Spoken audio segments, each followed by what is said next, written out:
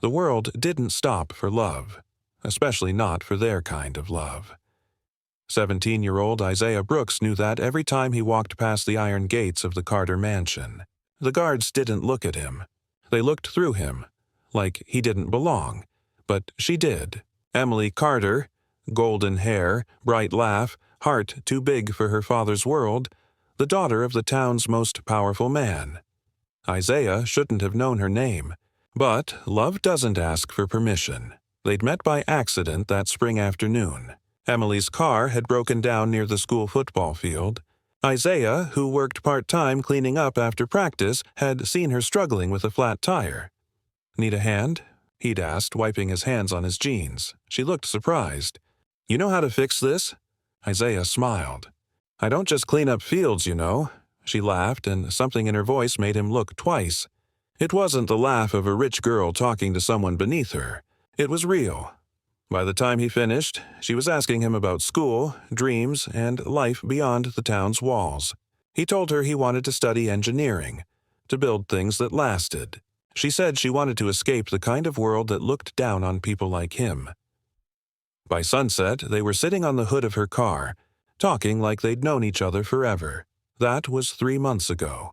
Since then, they'd met almost every week. Quiet spots, old bus stops, places where the town forgot to look. He'd tell her stories about his mom working double shifts at the diner, about how he fixed broken radios because new ones cost too much. She'd listen like his words were poetry. Sometimes she'd bring him sandwiches she pretended she'd made herself. Sometimes he'd bring her flowers he couldn't afford. They weren't supposed to touch. But when their fingers brushed, the world felt right. And that was the problem. That evening, Isaiah was early at their usual meeting spot, the park bench behind the old church. The sunset painted everything gold. He saw her running up the path, hair loose, cheeks pink. "Hey," she said, catching her breath. "You won't believe what happened," he smiled. "Try me." "My dad found a photo." Her voice cracked. "Someone took a picture of us at the bleachers." "He's furious." Isaiah's chest tightened. "How bad?" "He told me never to see you again.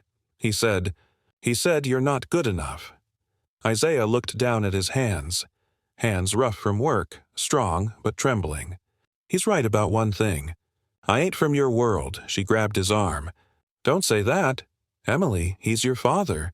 I don't want to make your life harder." "You are my life," she whispered. "He can't stop what I feel." Isaiah's throat ached. "He'll make you choose, Emily." She looked straight into his eyes. "Then I choose you." For a long moment, they just stood there, two hearts beating against a world that said they couldn't.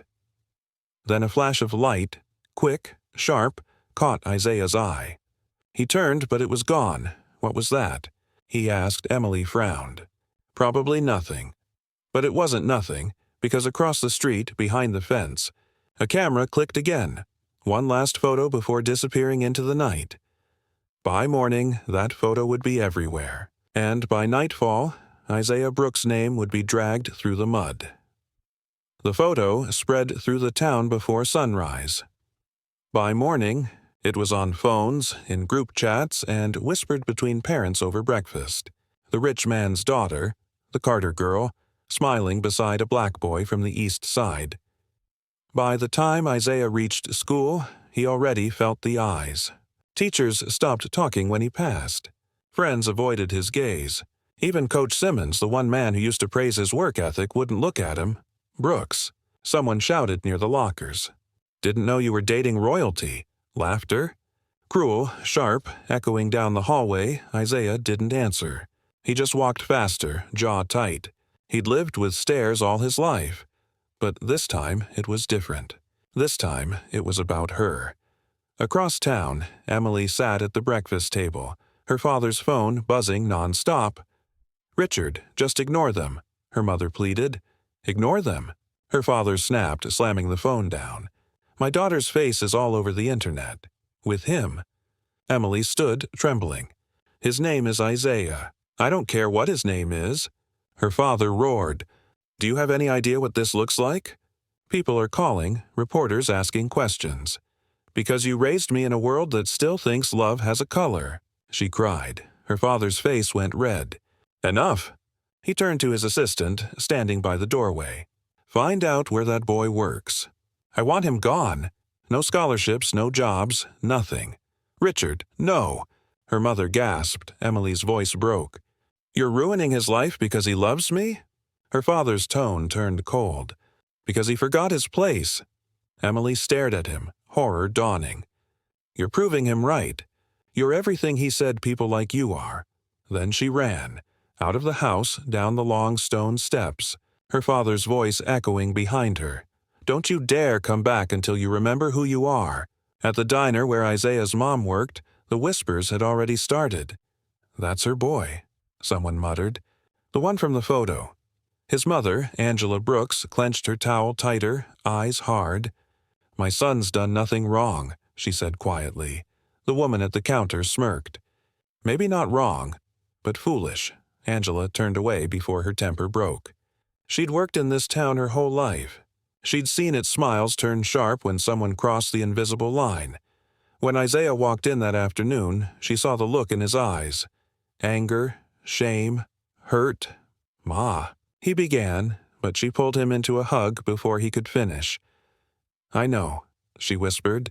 I saw it. He swallowed hard. He's gonna ruin us, Ma. He already called the garage, said they don't need me anymore. Angela stepped back, cupping his face. Let them. You don't need their approval, baby. You keep your head up. Isaiah nodded, but his shoulders sagged. I just wanted to be enough for her. You already are, she said softly. The world just ain't ready to admit it. That night, Emily found him at their usual bench by the old church. He was sitting in the dark, hoodie pulled up, hands clenched. I'm so sorry, she said, tears falling. I didn't know my father would destroy my life. He interrupted, voice sharp. She froze. Then he sighed, shaking his head. No, Em, I know it's not your fault. It's the world's fault for thinking we can't be something more. She knelt beside him. Isaiah, I'll fix this. I'll talk to him. He looked at her sadly. You can't change a man who thinks I'm beneath him. But maybe I can change how he sees you, she said, gripping his hands. I'll make him see your heart. He wanted to believe her. He wanted to believe love could beat hate, but as they sat there in the cold night, a car slowed nearby while a shadow inside lifted a camera. The next headline would read, Carter girl defies her father. Meets black teen in secret, Ziar. War had begun. The headlines hit harder than any. Punch. Banker's daughter in secret romance with black. Teen. Carter family scandal rocks town. By noon, the world Isaiah knew had turned against him. The garage he worked at told him not to come back. The football coach said the school couldn't handle the attention. Even the pastor who once praised him avoided his eyes. He wasn't Isaiah anymore.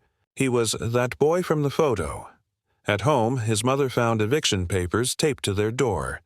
Angela Brooks clenched the notice with shaking hands. They said the owner's getting pressure from the bank, she muttered. And guess who owns the bank? Isaiah stared at the name stamped across the top.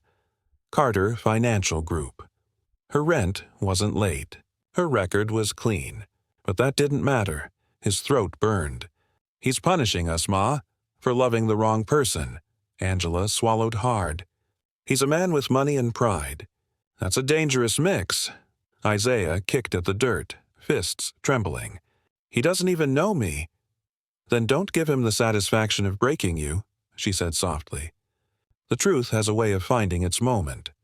But that night, as Isaiah watched his mother pack what little they owned, he couldn't stop the bitterness from growing. On the other side of town, Emily's world had turned into a cage.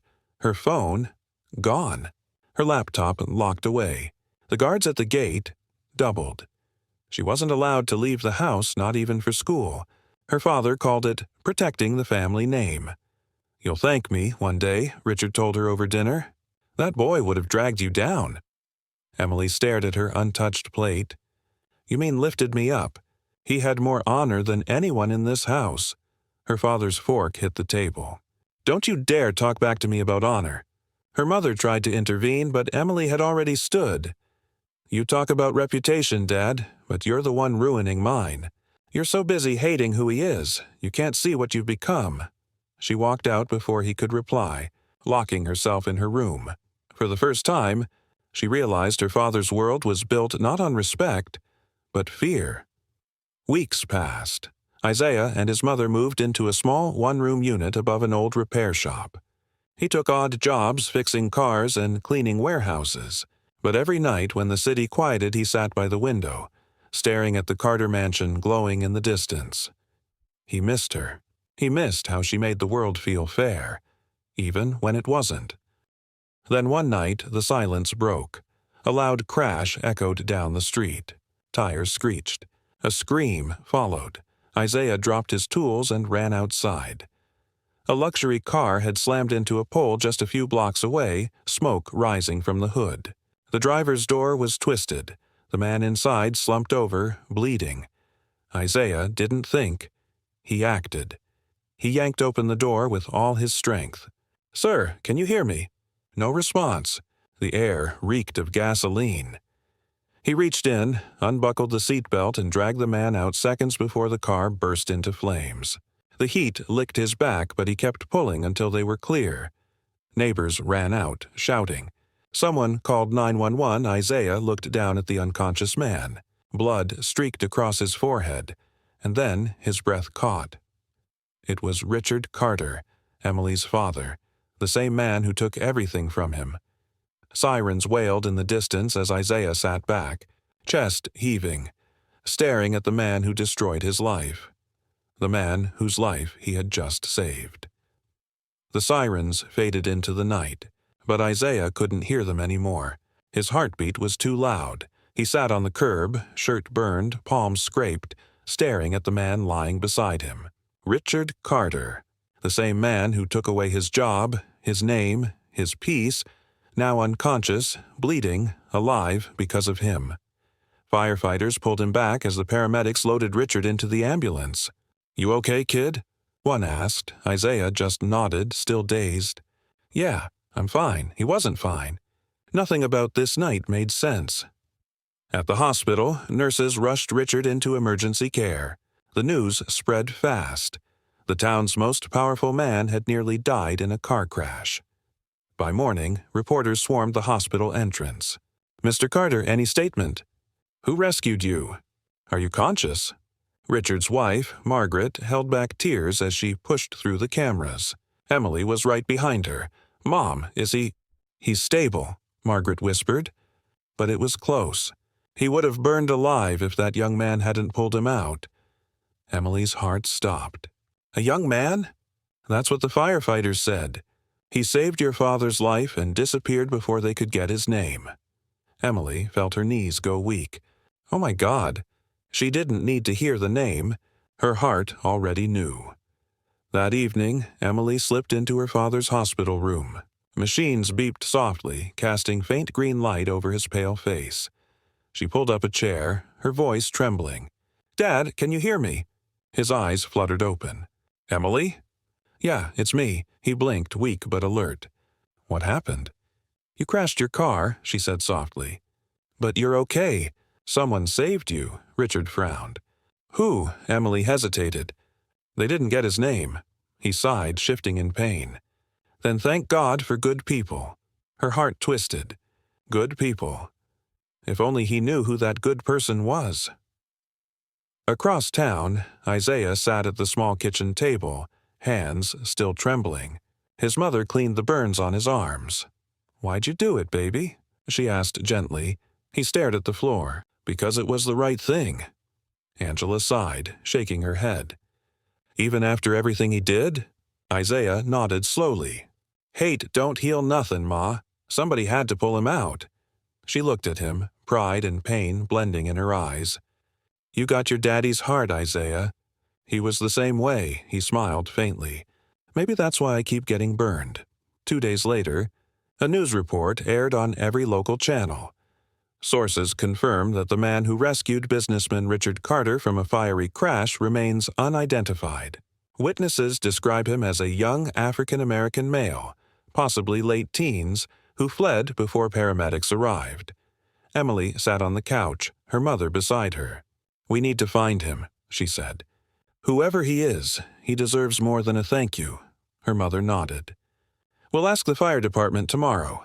Meanwhile, Richard recovered quickly. The accident had shaken him, left him quieter, more reflective.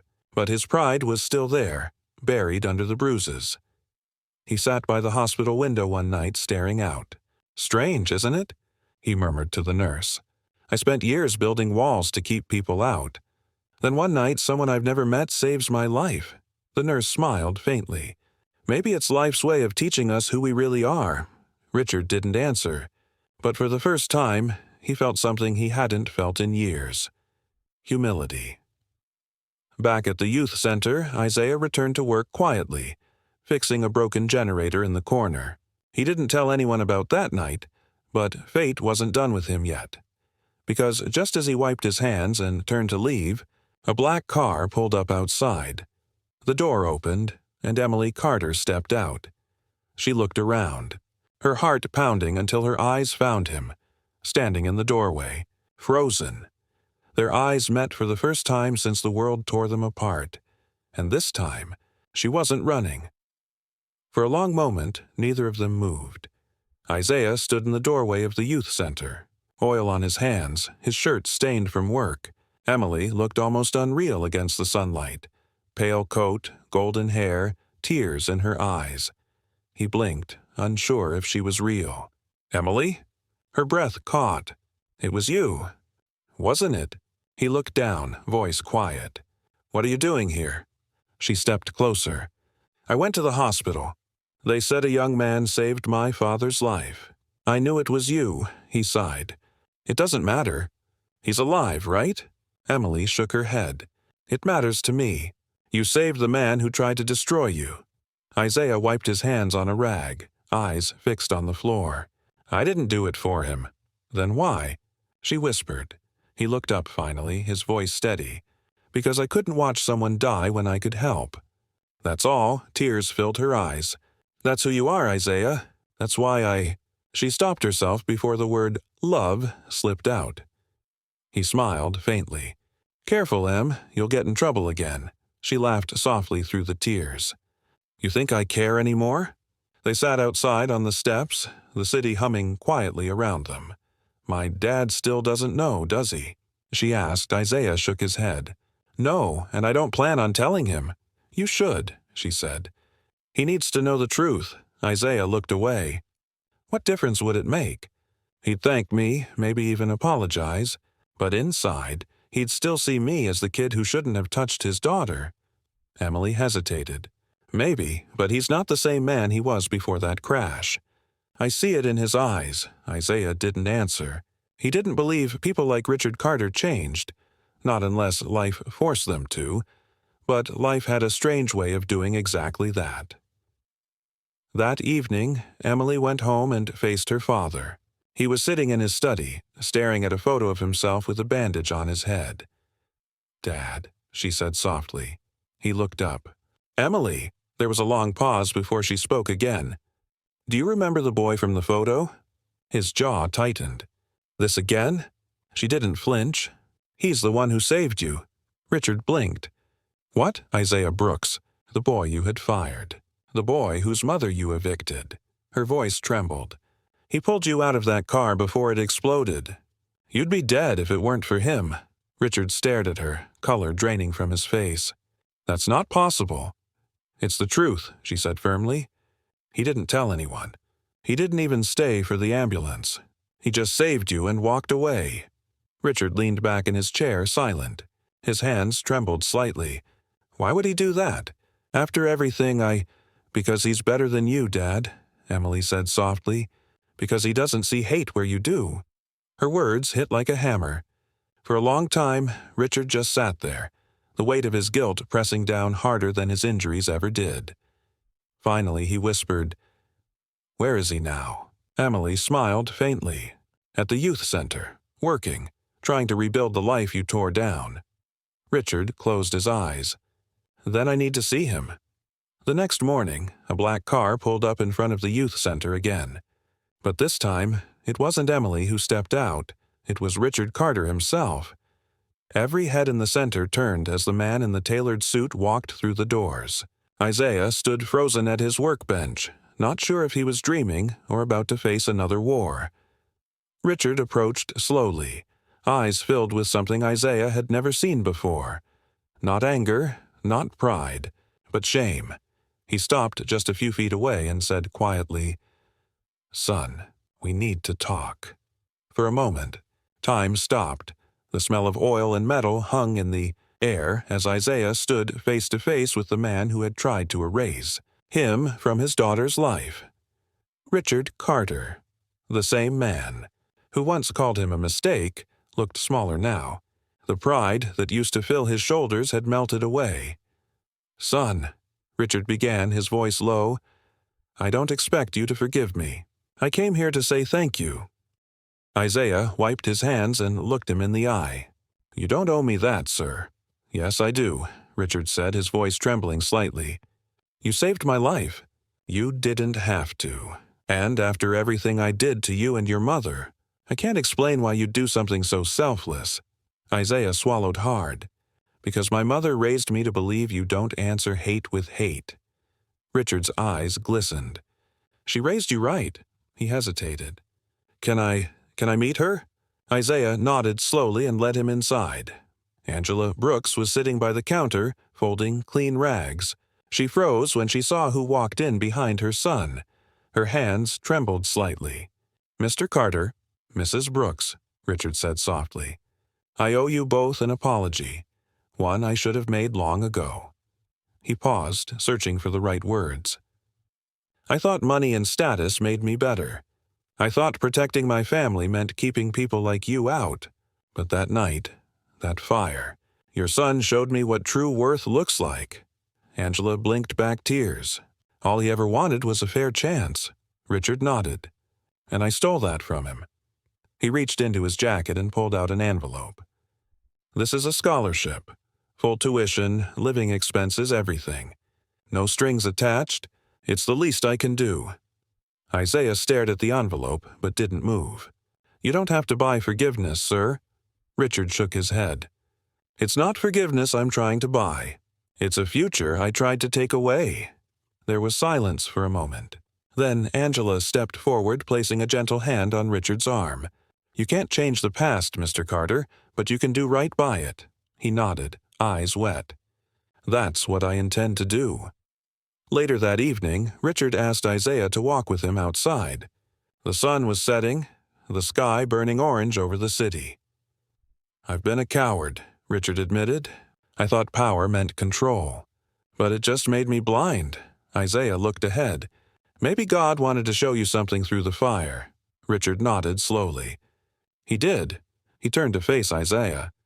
"He showed me that the man I once judged is the man I want my daughter to have." Isaiah froze. "Sir, what are you saying?" "I'm saying you have my blessing," Richard said, his voice firm but soft. "You've earned more respect than any man I've ever met." Isaiah's chest tightened. "You mean that?" Richard smiled faintly. "With all my heart. You saved my life. Now let me stop standing in the way of yours." Behind them, a familiar voice called out. "Dad?" Emily stood at the gate, eyes wide. Richard turned to her. "You were right, sweetheart. He's not the one who wasn't good enough. I was." Tears filled her eyes as she ran to Isaiah, throwing her arms around him. "I knew you'd change his heart," she whispered. He smiled, holding her close. "I didn't. He did." Weeks later, a crowd gathered in the church where Isaiah's mother worked part-time. A special ceremony was being held. Not for money, not for power, but for love that refused to die. Richard stood at the podium, voice strong. "Today, we honor a young man who showed us that kindness is stronger than hate, that courage is greater than pride, and that love is colorblind." The crowd stood in applause as Isaiah and Emily, hand in hand, looked toward the future, and for the first time in his life, Richard Carter smiled. Not as a banker, not as a father with power, but as a man finally free from the walls he built around his heart. Morale. True love doesn't see color, class, or power, only humanity. Forgiveness is not weakness. It's the fire that melts the chains of hate and turns enemies into family.